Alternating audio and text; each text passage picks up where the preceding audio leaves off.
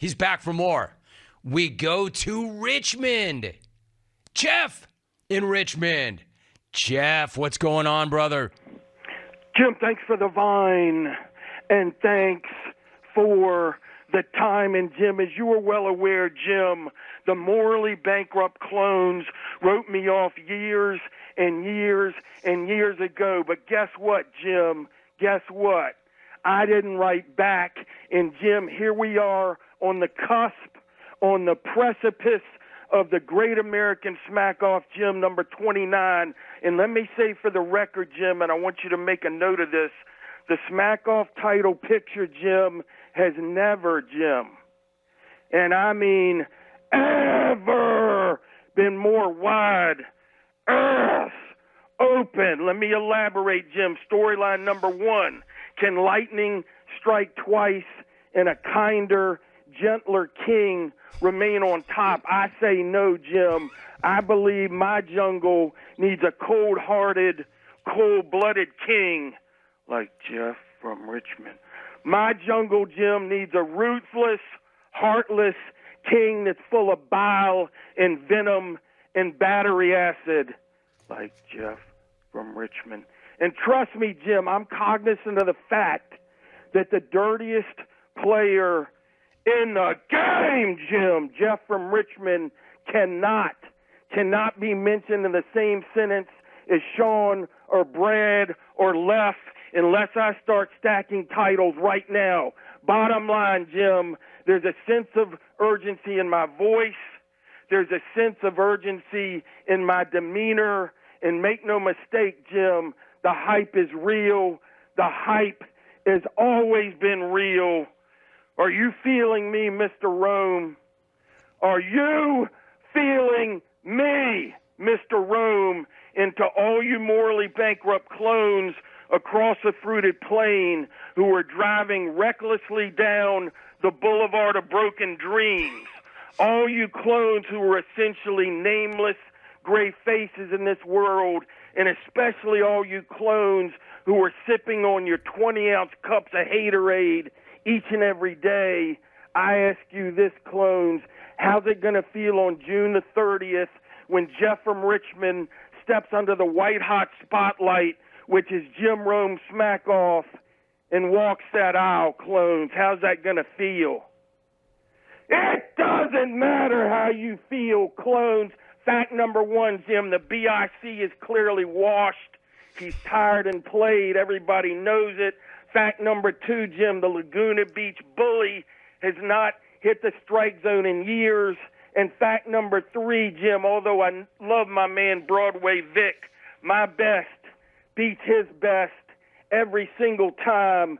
Finally, Jim, very quickly, I know this going into Smackoff 29, I have established a synergy and a connection with the province of Canada. And when I talk to them, Jim, on social, whether it's Montreal or Toronto or Calgary or Vancouver or Edmonton, all the Canadian clones say the same thing, and I quote, Jim, we love Jeff from Richmond because he reminds us of our national hero, Wayne Gretzky, because he's always been so well-mannered, so humble, and so modest. Canada, who wants to walk with Jeff from Richmond, eh? Jim, thank you for your time. Aloha means goodbye. War Commonwealth of Virginia. War Jake and Logan Rome, class of 2023. We love you, rogues. War Silk Bra's wife. Eric Silkinson's wife, casually cleaning up around the pool on a Sunday morning and finding an extra $5,000 on the poolside table she forgot. War Matt from L.A., shining my Louis Vuitton red-bottom shoes when I win Smackoff 29. Matt, don't forget your shine box. And until next time, Jim, good night now! My man. I am feeling you, Jeff. I am feeling you. Smackoff, caliber call on June 15th. You know what I love about that? Not only is he showing up and showing out and laying it out there, My man's got storylines. He's got facts. He's got names. He's calling his shot. He's going in on people. He's taking a run at people. He's all about it. I haven't heard a pre-Smackoff call like that in years. There have been some good RSVPs, but that's not even what that was. That was a reminder.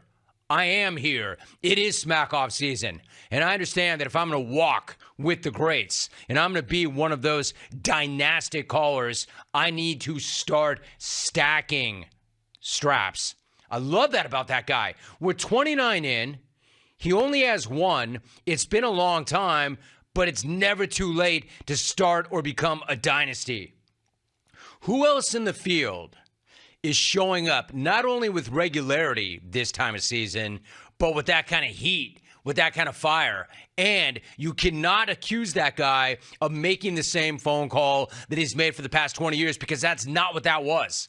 Like I said, this dude was coming for the other big game types and talking a lot of junk and calling his shot and saying, I will be there. I will be there, and I'm not here to take part. I'm here to take over. I love that call.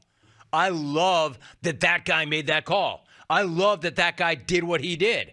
Anybody else? Or are the rest of you threats just going to lay out, hang out, wait till day of?